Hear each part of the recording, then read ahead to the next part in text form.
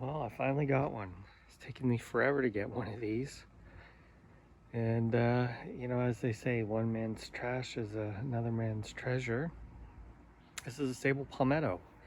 Probably one of the most common palms, possibly the most common palm by numbers in the entire U.S.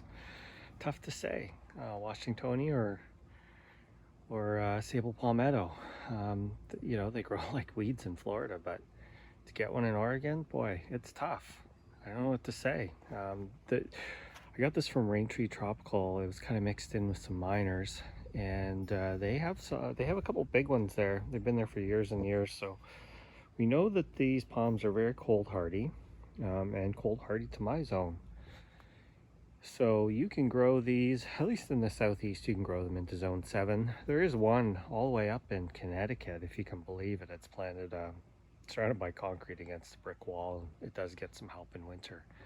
I think that's a zone 6B or something. But Sabal palmetto, I believe that this is the state tree of Florida and South Carolina. There's quite a bit of variation in these. I've seen them shade grown where they're really stretched out and they look absolutely amazing. Then you get the tall skinny ones. These do get quite tall with time, over 50 feet. Probably will never happen here in Oregon, but I'm very happy to have this palm. I don't think I'm gonna plant it this year because we are just coming up on September here, and generally I don't really like planting palms this late in the year unless they're something like a Trachycarpus. But here we are. It's actually a pretty good sized palm. Like, I am shocked I could find this. It's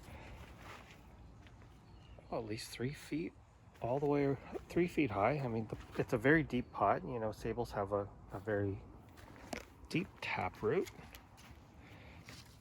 New frond, nice new spear here coming up. So it is a decent sized palmetto, and it's funny, for such a common palm you'd think that there would be a couple around here, but I only know of the two at the nursery, and that's about it.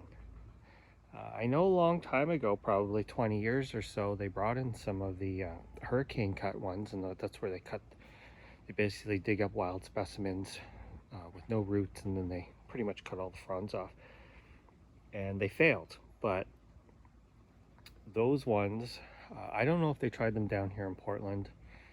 I know they tried them up in BC and Seattle, and I think that they failed. Those ones take a while to regenerate, and up there's very kind of a lack of heat, especially back then. Things have warmed up considerably since then, and here in Portland we're kind of weird. I would say that our winters are very Pacific Northwest like, but our summers are more like Northern California, hot and dry. So these palms like heat, and our summer nights have been getting a lot warmer over the last number of years here. So that's a good thing for Sabal. So I have no idea where I'm going to put this. That is the truth. I want to put it in my front yard, I think, because I want it to get full sun all day, every day, and lots of water. So we'll see how this guy does. Should do well, and I'm excited. Sabal palmetto.